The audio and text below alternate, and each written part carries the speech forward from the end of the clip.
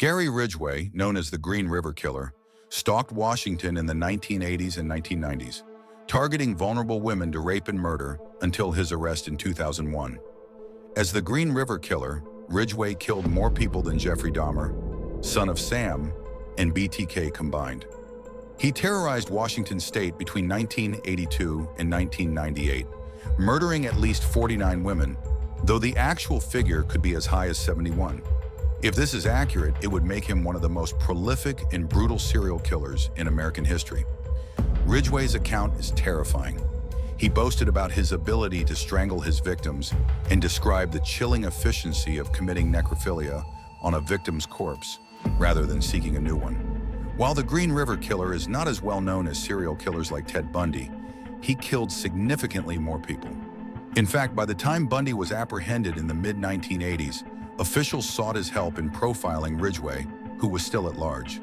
Investigators used Bundy's knowledge of serial killing, as well as his familiarity with Washington state, to develop a profile of the Green River Killer. Ridgway even passed a polygraph test in 1984, allowing him to evade arrest despite being a suspect. This is the terrifying true story of Gary Ridgway, the Green River Killer. Gary Ridgway, born on February 18, 1949, in Salt Lake City, Utah, appeared to have a normal upbringing. However, at 16, he stabbed a 6-year-old boy to see how it worked. Ridgway later told a psychotherapist that he had violent fantasies related to his sexual attraction to his mother, and he wanted to kill her. He also had a bedwetting issue until his early teens, vividly recalling his mother scrubbing his genitals when he wet the bed.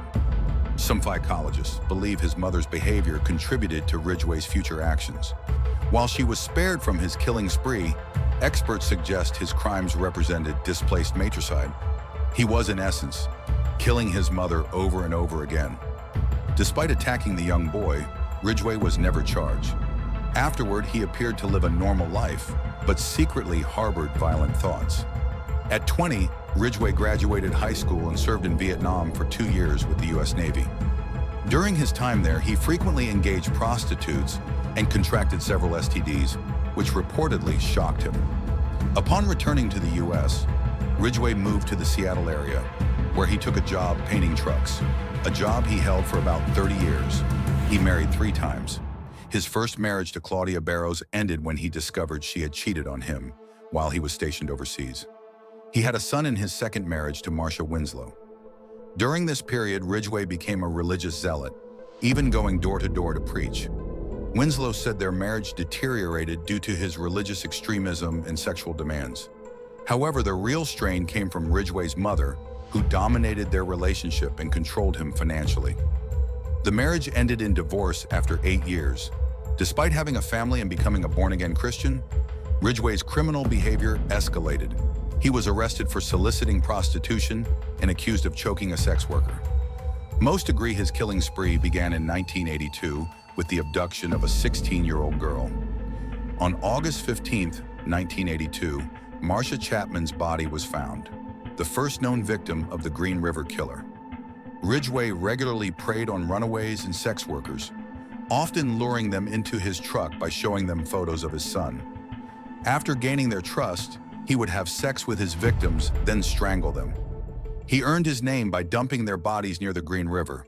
To mislead authorities, he planted cigarette butts and gum at the scenes, even though he neither smoked nor chewed gum. Ridgway later admitted that he took his wife to the dumping sites for picnics and even moved some of the bodies to create false trails. His ability to evade law enforcement was aided by his prior run-ins with police, which made him seem less suspicious. In the early 1980s, police questioned Ridgway after a prostitute claimed he had choked her near SeaTac Airport, where several victims had been found. Additionally, Ridgway had been seen with Kelly McGinnis, a prostitute who later became one of his victims. Surprisingly, he passed a polygraph test. You won't believe what happened next. Police refocused on other suspects due to a lack of physical evidence, allowing Ridgway to continue his killing spree. By 1984, authorities had formed the Green River Task Force to hunt the killer, enlisting help from an unexpected source, Ted Bundy. Bundy, who was awaiting execution on Florida's death row, offered his insights into the Green River Killer's mindset. He suggested that the killer might return to his dumping sites to commit necrophilia, advice that turned out to be accurate. Though Bundy's input helped investigators, it wasn't until 2001 that Gary Ridgway was arrested. His DNA was linked to 4 victims, and forensic evidence from his workplace further connected him to the murders. Ridgway confessed to killing 71 women, though he was formally charged with 49. He avoided the death penalty by cooperating with authorities, revealing the locations of his victims' remains. In 2003, he was sentenced to 48 life terms, plus an additional 480 years for evidence tampering. His wife, Judith Mawson, was astonished to learn of his lengthy past of rape, murder, and necrophilia. She was unaware of his crimes as the Green River Killer until after he was apprehended. Even after they had been married for 17 years, Mawson claimed that Ridgway was the perfect husband and had always treated her like a newlywed. In actuality, Ridgway subsequently admitted he had been inclined to murder Mawson and refrained only from doing so in case it would have raised the possibility of being discovered. He insisted, however, that he really did love Mawson, and his kill rate decreased when they were married based on the chronology of his known killings. Following his admissions, Mawson filed for divorce, subsequently stating that she believed she had saved lives by being his wife and making him happy. Even after his conviction, Ridgway's crimes continued to haunt law enforcement. In 2011, the discovery of another victim extended his sentence.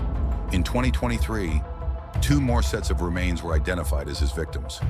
While Samuel Little has since surpassed Ridgway as America's most prolific serial killer, Gary Ridgway remains one of the deadliest in history. Currently, he is serving life in prison at the Washington State Penitentiary in Walla Walla, Washington, where he is expected to remain for the rest of his life. If you found this story fascinating and want more gripping true crime content, make sure to like this video and subscribe to the channel. Don't forget to turn on notifications so you'll never miss an update. Thanks for watching and see you in the next one.